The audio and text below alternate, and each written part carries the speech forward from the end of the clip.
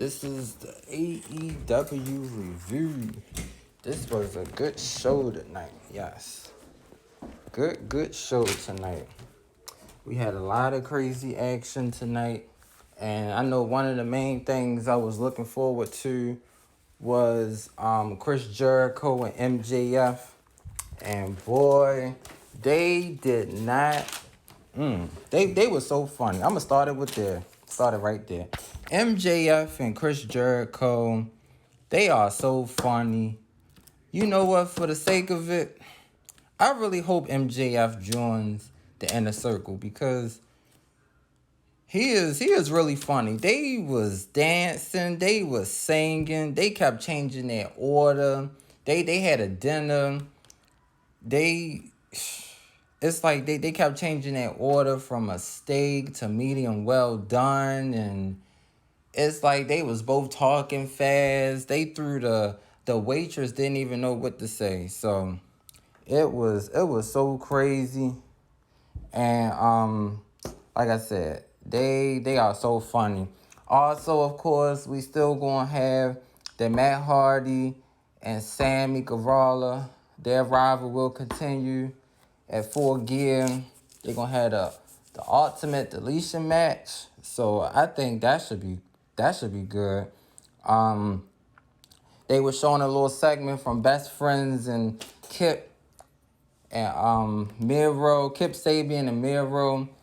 Best Friends, they destroyed their video game system. So Miro, he basically destroyed them. Shoot, he really did.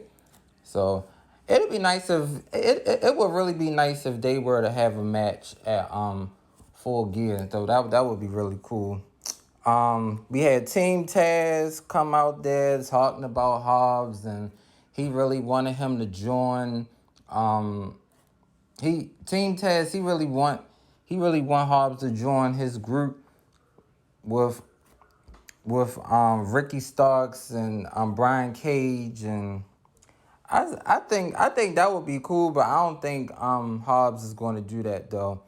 And he's Taz is still mad that Ricky Starks won't have a TNT championship match against Cody, but Tony Khan picked it Darby Allin. So Taz don't like Darby Allin. They've been going at it for months now. So wouldn't be surprised to see if Ricky Starks try to interfere in that match at Full Gear. But I hope he doesn't, because I really like to see Cody Rhodes lose that title, because I mean, like I said, he's a good champion, but I just like to see somebody else with the title. Like, Brody Lee was the champion, so like to see somebody else. We had a good match with Colt Cabana and Hangman Page.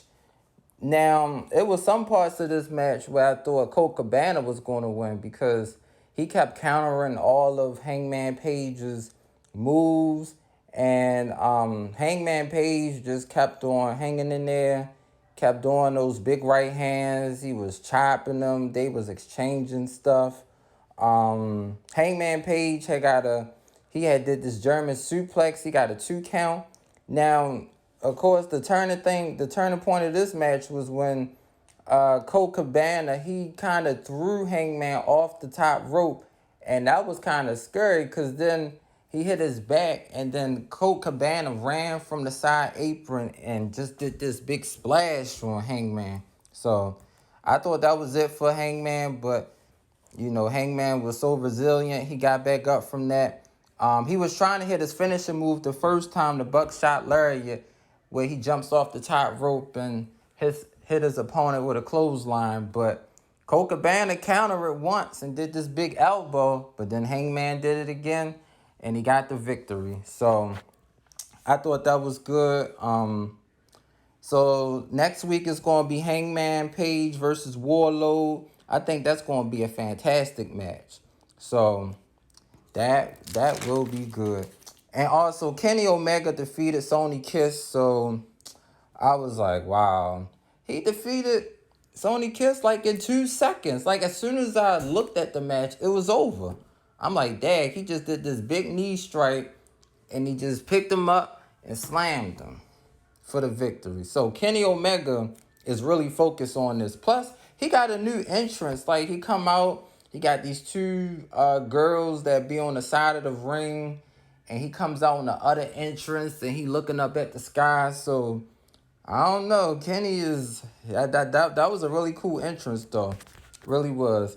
Um, and another thing, this John Moxley and Eddie Kingston, this rivalry is just really good.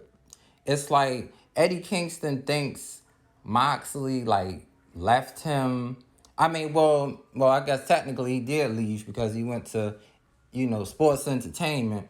But now that Moxley is back here in AEW, I really don't see what the problem is. But Eddie, he's just really bitter, and basically Eddie Kingston was like he gonna have to Moxley gonna have to go to a deep dark place in order for him to quit. But I'm like, I cannot picture John Moxley quitting to Eddie Kingston. It's I know Eddie Kingston said they was both cut from the same cloth, but it's just the way that Moxley trains, and he's beating all these different opponents such as Jack Hager, Luke Harper, and Chris Jericho. So like he's already challenged enough, but this I Quit match is going to be crazy at Full Gear, so I know they will have a really good match. Um, and the main event was good. I kind of figured the Young Bucks was gonna win this 4-way tag team for the AEW titles because I'm just like it's the Young Bucks. But like I said, Private Party, Butcher and Blade, Dark Order, they all did good throughout the match. Like I said, Young Bucks, they did everything to just save the match. It's a lot of crazy double teaming moves and stuff like that. But the Young Bucks, they was resilient. And Matt Jackson, he had pinned Isaiah. They was doing all these counters for roll-up victories at the end. But yep, the Young Bucks will be facing FTR. But then after the match was kind of crazy. You know, FTR was trying to give them some beer, but then the Young Bucks, they slapped the beer out their hand. And so FTR was like, wait a minute, what y'all? It's like they wasn't talking, but I could just tell from their facial expression, like, hey, what you doing? So then this secret guy came out there and attacked Matt Jackson. So then all three of them was attacking Matt Jackson, well, the Young Bucks. So then once he took off his bandana, it was their manager, Tony Blanchard. So FTR, I believe they have broken Matt Jackson's ankle because they put a chair underneath of it, and they got on the top rope, and he slammed his leg on that chair. So I think Matt Jackson has a broken ankle, and I think he was bleeding from his nose. So yeah, this was pretty crazy though. This was pretty crazy though.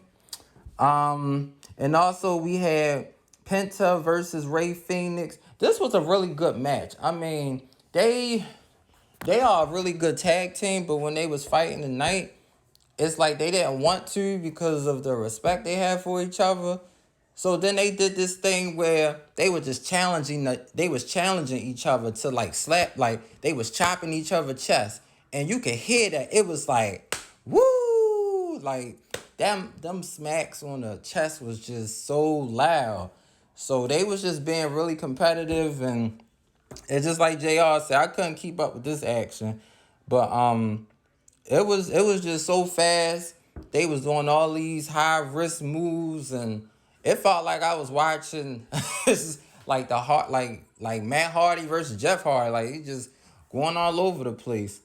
But it was this was a really good match, and I think Ray Phoenix, he really showing why he is a great wrestler, and he had got this victory. But it could have went either way though. It really could have, because they was doing all these crazy moves and stuff.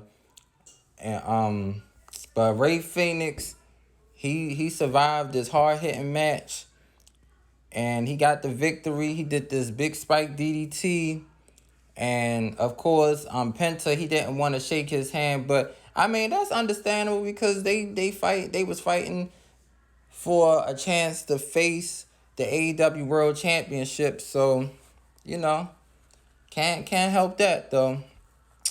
But next we had Wardlow versus Jungle Boy. And this was a good match, but it's just Wardlow, he's too big. So, you know, Wardlow was really dominating this whole match. Jungle Boy had a few moves. He did like these big knee strikes on Wardlow, which kind of stumbled him. But when Wardlow did that spinning slam, it looked like a spinning F5 in the air. Y'all know Brock Lesnar, when he do that F5, he did that to Spike Dudley one time, and he was spinning in the air. So that's what Wardlow did to Jungle Boy. He just had him spinning in the air. And I was like, yeah, he ain't kicking out of that. I said, I know Jungle Boy is very talented, but sometimes power can win matches. So Wardlow won this match. And he will have his hands full because Wardlow is going to go one-on-one with Hangman Page in the next match for the tournament to determine the AEW number one contender. So I think Wardlow and Hangman Page will have a good match. I'm looking forward to seeing Rey Fenix versus Kenny Omega. I do not think Kenny Omega will beat Rey Fenix that fast. If he does, then that would be kind of crazy. But this was a good show. I really enjoyed it and everything. And as always, JR had me rolling. Taz had me laughing. I hope Hobbs, I really hope he joined Team Taz. But if not, Taz just going to keep getting mad. But that's the review. I hope everybody enjoyed it. Woo! Have a good day.